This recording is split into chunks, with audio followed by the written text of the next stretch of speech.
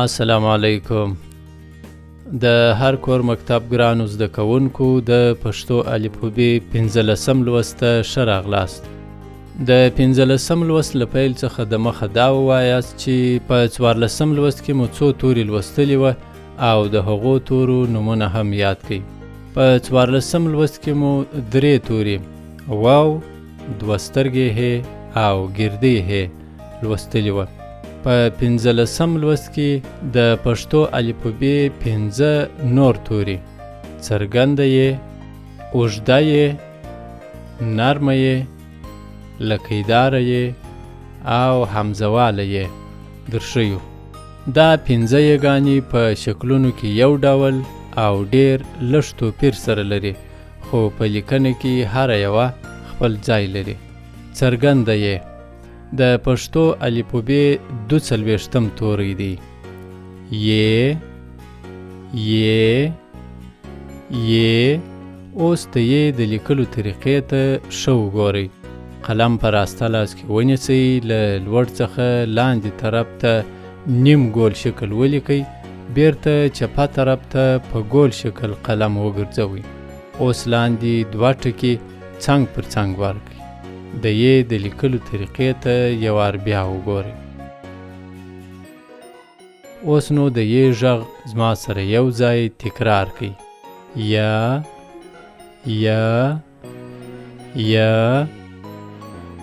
اوږده ی د پښتو الفبې 43 توری دی.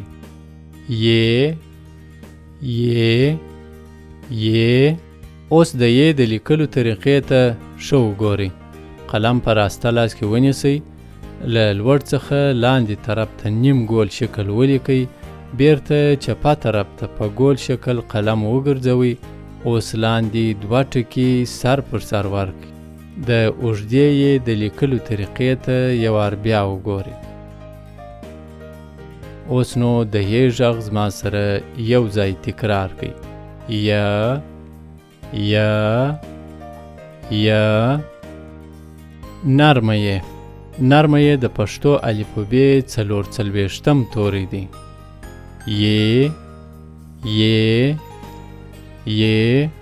اوس د ی د لیکلو طریقې ته ښه وګورئ.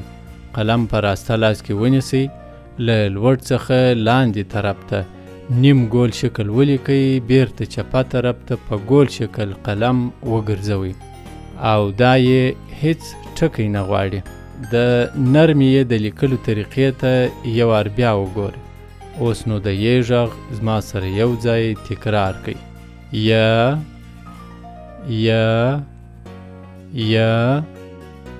لکیواله ی د پښتو الفبې 45 توری دی.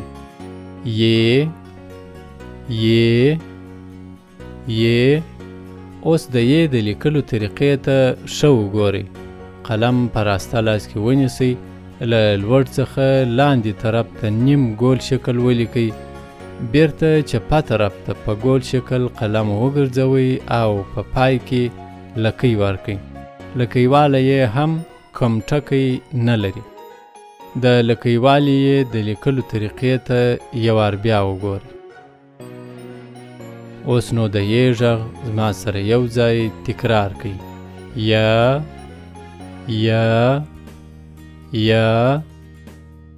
همزواله یا امریه ی دا ی د پښتو الفبې 46 توری دی.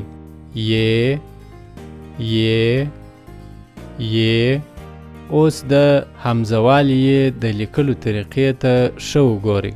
قلم په راسته لاس کې ونیسئ، له لوړ څخه لاندې طرف ته نیم ګول شکل ولیکئ، بیرته چپه طرف ته په ګول شکل قلم وګرځوئ. اوس لوړ یوه حمزه ورکئ چې له لوړې خوا څخه کښته طرف ته نیم ګول شکل ولیکئ او بیرته سیده چپه طرف ته قلم کش کړئ.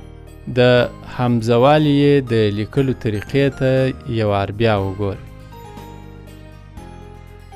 اوس نو د ی غږ زما سره یو ځای تکرار کړئ. یا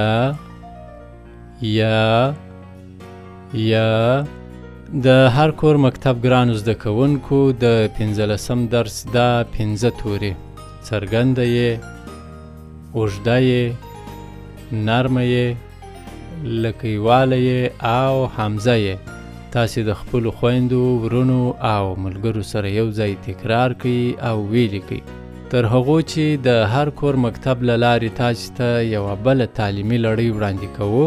خوشحاله او آرام ژوند ولرئ. په مخه مو شه.